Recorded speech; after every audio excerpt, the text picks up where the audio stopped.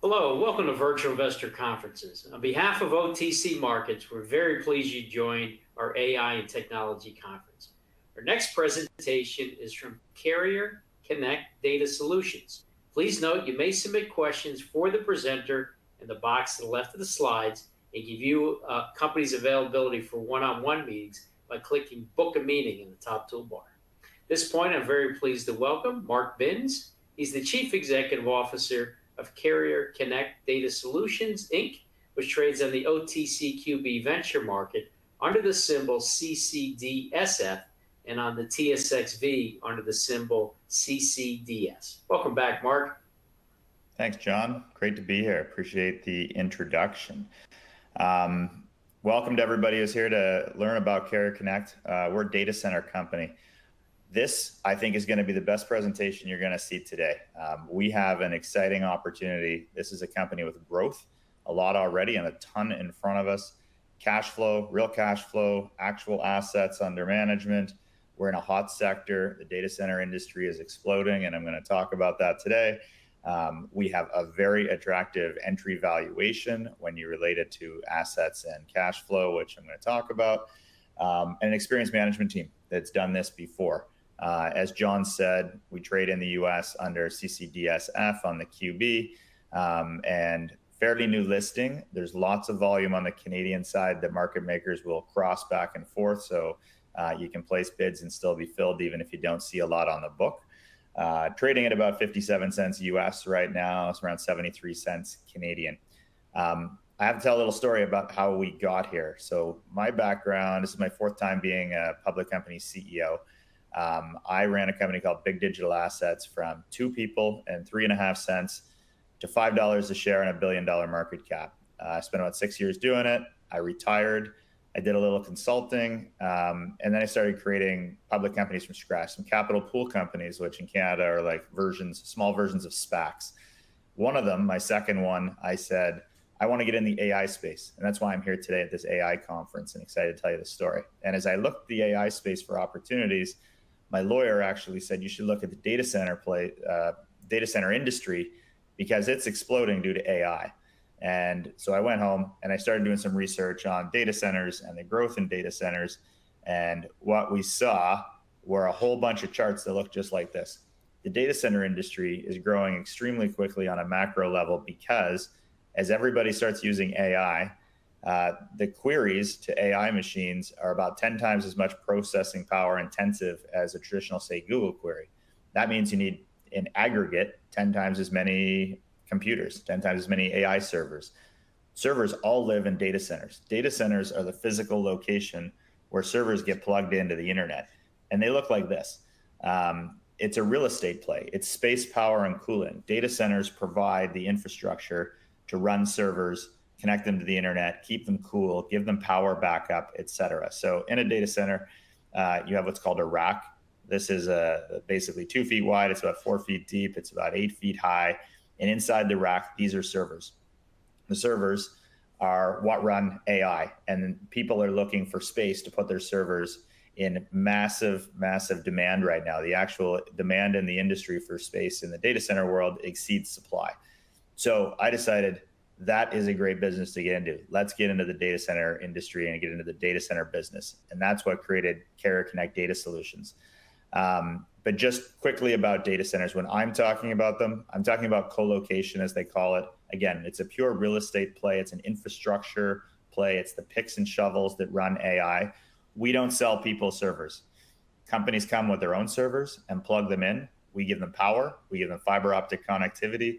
We give them cooling, which is huge, keeping these things cool. And we give them power backup systems. So if the power were to go down from the utility, servers can't go offline. So we have battery systems that kick in, keep the servers running. And then behind the battery systems, because batteries do drain, we have diesel generators. And the diesel generators kick in and can run indefinitely. So your servers are online, they're cool, they're safe, they're secure. And what happens inside of them in terms of how you run your software, that's up to you. It's like self-storage for servers. We just provide the physical infrastructure. And then, I got to back up the other direction. No, these slides are going this way. So what was the investment thesis for getting into the data center industry? Because I figured I could find a data center and buy one, which I did, and I'm going to tell you about that in a second. But having one data center is not interesting. What is the public company play, and how do we create value for shareholders? It's to buy data centers from private corporations that are in the small to medium size of the end of the industry, 10 million in annual revenue or less, probably 10 megawatts at most or less in terms of power, and take them public as part of our portfolio. There are amazing private companies run by a small number of shareholders or owners that are cash flow positive. They have full tech teams, sales teams, everything, great sticky customer bases, but they have no exit strategy. They have no liquidity. The big data center companies out there are like Equinix, Digital Realty, Wolf, Cologix, eStructures. You're talking $10 billion plus companies. In some cases, those are up to $100 billion valuation companies. They're busy building $400 million data centers. They're not concerned about the small and medium end of the data center industry, even though it's prolific. In Canada alone, there's probably 1,500 of these smaller data centers running the infrastructure of the internet, and they're good businesses. But these guys don't have any way to sell. They don't have any buyers, and they're not going to take their own one data center public, for example. That's where we come in. We can buy these corporations, put them into our public portfolio, and get a tremendous return for shareholders. We're looking to buy them at 2 to 3 times top line revenue, which is a really good price and good return for the shareholders of these companies. And then when they become part of our public portfolio of data centers, they're worth at least 10x top line revenue. If you look at public data center valuations, historically they've run 10x. They're running even higher right now. But if we stay conservative and say 10x annual revenue, and we can buy for 2 to 3x, that's a 3 to 4 times lift in the valuation and return on equity and return on capital for our shareholders. So we're looking for these really well-run mid-tier data center companies, not broken companies. We don't want to be fixing companies. We're buying companies that are running already, generating cash flow, doing great, and just add them to our portfolio, buy them for a mix of cash and stock, and get the return for our shareholders. The other kind of data center company we're looking at are corporately owned, but not owned by a data center corporation. The data center company will never sell me one of their data centers. Or if they were willing to, it's probably not one I want. But there are corporations that are in the technology space that have data centers, but it's not a core asset to them. It's not their core business, and they may be willing to separate and sell them for a good price to us, and maybe lease them back space. And I'll tell you about some of those examples. A couple more things about data centers. They throw off cash. There's no people running them. There might be someone at the front desk, but generally they're completely human capital devoid. They don't require any sort of human intervention. Customers manage their own infrastructure, and they run about 40% EBITDA because of that. They're very, very cash flowing businesses, and sticky customer bases. IT people, IT teams hate to move their equipment. There's risk if they take it out, if they take it offline. So in our data center, our first one in Vancouver, we have customers that have been there 15 years. It is amazing how sticky the customer base is, which is really, really good for annual recurring revenue. Our first data center was in Vancouver, where I actually am. Found a business person locally that owned one that I knew through my professional network. His name is John Arnett. He's now our CTO. He knows everything about data centers. And I said to him, well, I have this capital pool company. I want to buy a data center and start a roll-up strategy, buying these great assets. Do you want to be part of it? And he said, yeah, absolutely. Something, a much bigger picture than running one. So we took his data center public with my CPC. It does about $500,000 a year in revenue. It's got 50 racks. It's profitable. It's a metro data center, like right downtown, smaller footprint. It was perfect for our qualifying transaction because we didn't have to do a concurrent raise to get public because I had enough money in my CPC. And there was only 2 partners in the data center business, John being the primary one. We were able to stand it up and get going with an excellent capital structure and move forward. So we have 200 Burrard. And then as we went looking for where more targets were, we found all sorts of opportunities. We're in 10 to 12 active discussions right now to buy data centers. So there's lots of opportunity in the market. But one came up outside of North America in Perth, Australia, that we had to move on because the opportunity was such was so good. It's a 2 megawatt facility. So the one in Vancouver is about a quarter of a megawatt. It's way bigger, 8 times the amount of power, 220 racks of space. These are the racks, remember. 3 huge industrial diesel generators for backup systems, 3 industrial chillers, full UPS battery backup systems. Data centers that cost about 10 million a megawatt to build. So if we went and built this data center today, it would cost $20 million. In its current age and state, which is actually in really, really good condition, it looks like this picture. It's a beautiful data center. Even if we shut it down, kicked all the customers out, and sold all the hardware, we'd get at least $6 million for the assets. So at the start of this presentation, I said, we're going to tell you about cash flow. We're going to tell you about assets. This is $6 million right here in assets.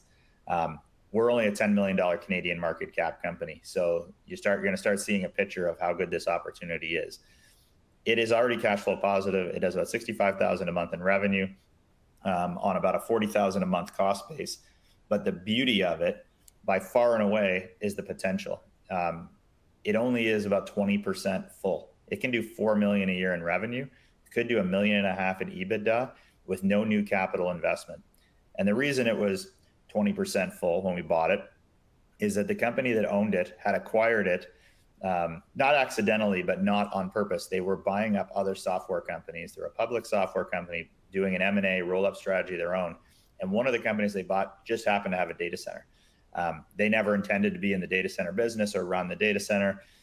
So they had this asset they didn't want or need. And they ended up with a publicly halted stock in Australia because they were also investors in the fiber ring. And the regulators in Australia said, you can't own data centers and be invested in the fiber ring that goes all the way around Australia. And they said, that's fine. We never intended to be in the data center industry anyway.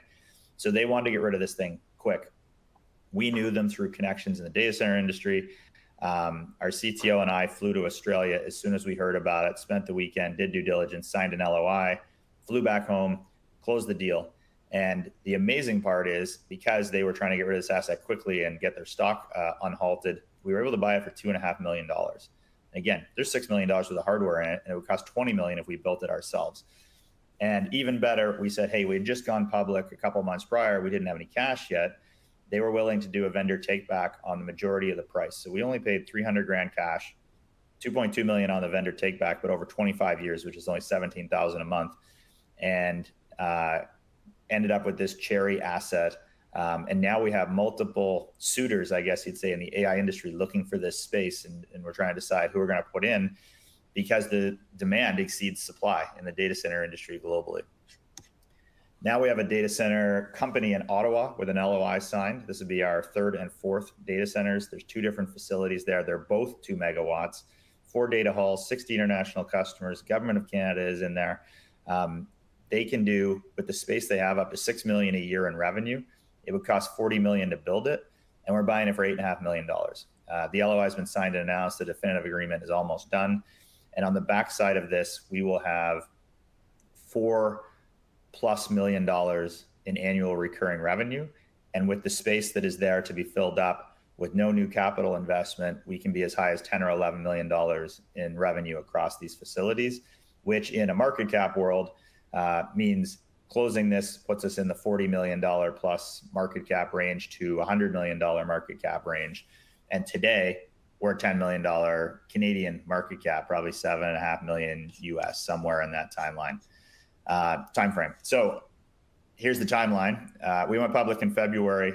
I wrote this slide in February, probably January. The plan was acquire 2 more data centers before the end of the year, 2nd and 3rd. We've done that with Perth and now with Ottawa on deck. We also have other data centers we're in significant negotiations close to LOIs with. So we're executing on plan. The plan for next year, acquire 1 a quarter if we can.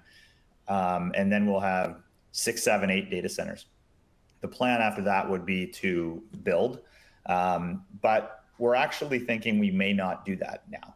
We're seeing such good opportunities to buy these private corporations for attractive valuations or some corporate assets that we don't know if we'll need to build. We think we can just keep acquiring already running businesses for lower prices than new builds and less risk because they already come full of customers generating cash flow. So it's a good position to be in. Down the road, we can decide whether we want to do more acquisitions or building from scratch. But for now, it really looks like we're in the acquisition mode. In terms of the team, as I said, 4-time public company CEO. I already retired, got bored, came back. This is going to be the next 3 to 5 years of my life. We are planning to build a company at a minimum in the many hundreds of millions of dollars of value. It's not worth it otherwise to most of the people involved. Nobody's here for a short-term small play. This is a significant company building exercise, value creation exercise. I have tremendously good connections through my career, both on the Canadian and US side of the border in terms of banking, in terms of brokers, high net worth, family offices, funds, people we need to make it happen. And my business partner and our CTO, John Arnett, he's the data center owner that we started with in Vancouver. I like to say he's forgotten more about owning and running data centers than I'll ever know. So we have a perfect marriage with the business side and the technology side to move forward and execute. We have a couple of great board members that are really valuable to us for sounding boards. Mitch Demeter, who helped me build Big Digital Assets, started with me in 2017. He sits on multiple boards. He's become his own public company CEO. And Peter Smirniadis, who's a director at Victory Square Technologies, which is a leading Canadian early stage tech incubator company. Incredibly well connected and very knowledgeable and very valuable to have us on the board. And then we have one advisor, just one, that's been very close to me since I set up the CPCs, a guy named Dan Barnholden, very well known in the investment banking community. He's raised over $1 billion for his clients in his career. And then recently finally took his first non-investment banking job to become the CEO of a company called Luca Mining that's gone from about 30 cents a share to about $1.50, $1.60 under his guidance within a year. So great to have Dan on the team and helping us as we go. Here is the cap table. This is one of the things I said early on I'm super proud of. The CPC I was able to build with my own money and close people, very, very close associates and family, because I've made money. I didn't have to go out and raise any cheap capital. We only have the people in the deal we want in the deal. And the data center was owned by John and his partner, primarily by John, and no concurrent raise. So we got public and trading 13.3 million shares. Companies at this stage, you'll often see 50, 60, 70 million shares outstanding. So we did a great job. 34% insider ownership. John and I each own in the range of 2 million shares each. There's only 9 million shares free trading. Technically, the rest are under escrow, which again is the CPC and the original data center. It's not even 9 million shares free trading though, because John and I own a bunch of those free trading shares, and we're not selling them, we're buying shares. We're very regular buyers in the open market of our own stock. I know that at a $10 million Canadian market cap, we are barely just starting, and especially with the assets that we have under management, the cash flow that we have in our data centers, we're way ahead of companies out there that are sometimes 2, 3, 4 times this valuation, and they just have PowerPoint slides about things they are going to do. We are already actively doing it, generating the business. And that's why you see the stock be forming the way it is. It's a steady, straight, up and down as you go, but a nice steady line of value creation for shareholders as we execute on the business plan. Catalysts, I think there is a couple questions about catalysts for share appreciation, which is great. So I'll address that with this slide. Clearly, closing data center acquisitions will be a big part of it, driving top line revenue. This slide used to say get our OTCQB listing, but we have it now. You can buy it today, right now on the OTCQB, and we're going to start marketing in the US. These data center plays are getting tremendous attention and investment, and we think we're going to see very serious growth because of that south of the border, where probably a lot of you today watching are. And this is the very first conference or real presentation in the US. So congratulations for being here and getting to see it before everybody else, but we're going to unlock a significant US marketing program over the course of the fall and into next year. We're going to fill up the space in our data centers, particularly Perth has an amazing amount of capacity, it's like an asset in itself that we have open capacity, because a lot of people don't. Fill that with customers, which is going to drive the EBITDA and profitability of that data center through the roof. And then do investor outreach. So this story's been pretty quiet so far. My whole plan was, don't go public with a whole bunch of bluster and noise and then have the stock fall after you go public. It's start out, build the actual company, the underlying business, build it together, watch the stock value appreciate with the business as we go. So that's what we've been doing. So we're going to keep doing that now and ramp up sort of the marketing and telling of the story at places like this conference, but there's a lot of different locations in the US. We'll get research going on the company and really make it so people know about us and hear about us. And when they're deciding to invest in data centers, you can either invest in a few of the multi-billion-dollar data center companies, or we're one of the only data center startups that I'm aware of out there acquiring good assets and building a business from the ground up. I'll do questions in a second. My contact is here, Market Carrier Connect DS is in datasolutions.com. By all means, contact me. I can send you the deck. I can answer your questions offline. But we're here today to get the information out, but I'm happy to continue a discourse and a conversation outside of this. Again, there's the ticker in the US, CCDSF. Market makers will cross trade both Canadian and US borders. So you can put a bid up, and if there's stock on the Canadian side, they'll fill you from the Canadian side. And on the Canadian side, CCDS. Okay, I'm gonna jump into some Q&A and see what we got here. Expected catalysts, I've already talked about those. How are we positioned to benefit from industry trends such as AI and increasing demand for edge data centers? That's a great question. One of the big things that AI is doing is driving up revenue per square foot in data centers, because AI servers run hot and because they do a lot of processing. And when they run hot, they need more cooling. And we have direct liquid cooling, it's calling, available in our data centers, where we're starting to run pipes and water to the racks, and they run cold water right through the actual AI servers. Instead of just cold air blowing around, they actually are using water to cool them. And we can charge a lot more for the space in a rack if it's water cooled, if it's direct liquid cooling, they call it. So that is driving up particularly the valuation and the revenue on a per square foot basis. And just the AI industry in general is driving demand for data centers, edge data centers, anybody that will support, frankly, AI servers. They need places to put them and plug them in for their growing businesses. And the industry is, as you probably can tell, has taken off so quick. There's AI startups that no one's ever heard of that are, 5 guys, but they have 25 AI servers they bought and they need to plug them in somewhere. And the demand for data center space because of this is very significant right now and expected to continue to grow. Nobody thinks we're going to need less processing power into the future. So that's how we're positioned to take advantage of it. We have data centers, we have space, we're going to continue to acquire them and then attract those type of customers. Another question about criteria to apply for selecting and acquiring a data center. We're not looking for broken businesses, would be the first thing I would say. We're looking for companies that are ideally cash flow positive, and that's what we've been acquiring so far. So even if we did absolutely nothing, we could just own them and put them in the portfolio and they'd be self-sustaining. If they have capacity to grow, in other words, if they have physical space still available in the data center, even better. We'd like to grow all over the companies that we acquire. And I like built-in teams. So I don't want to buy shells without people. If they have their own sales guys, their own marketing people, their own techs, as I said, there's not a lot of people in data center companies, but having a team in place that when we acquire it keeps running the business, that is also valuable to us.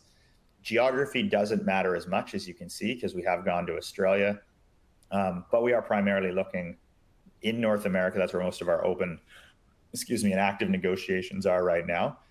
So those are some of the criteria, right? We want good businesses that are running, cash flowing, positive, don't require fixing right out of the gate. And then if we see opportunity for integrating back offices, right? Over time, we will do a branding exercise with them. Those things will be valuable to us as well. Another one here, talk about your capital position. We have cash in the bank. We will be doing financings as we go at higher prices for data centers, but we're also going to be acquiring with vendor takebacks, as you saw in Australia, stock, because that's capital that we have. And debt is actually a very valuable way to finance ongoing acquisitions, because lenders will step up, because these data centers are asset heavy companies, and they will take security against the assets of a data center that you're acquiring and give you the money to buy it. And they're cash flowing businesses, so you can service that debt from the cash flow of operations or customers. So it'll be a real mix of what is available, what does the seller want. Some sellers just want cash, some want to be part of the future of this company because they see the opportunity. We've seen shareholders in companies decide, some of them say they want cash and other guys say they want stock, so different people may get paid in different ways. But we'll use all the different capital raising opportunities, I guess you'd say, are tools in the tool chest, and then decide, what makes the best sense for shareholders. Myself and John being the largest shareholders, we don't like dilution, and we want to make sure that we keep the capital structure tight, and we want to create shareholder value because we're largest shareholders. So everybody's aligned in trying to make sure we do the right things on each individual deal. All right, I think we're at the end. Those are sort of the questions that were out there. I want to thank everybody for coming today, for listening to the presentation. Again, you know how to contact me if you need to. It's right there, marketcarrierconnectds.com. And we look forward to updating all shareholders existing and new with our progress as we go through news releases and probably more conference presentations. Thanks very much.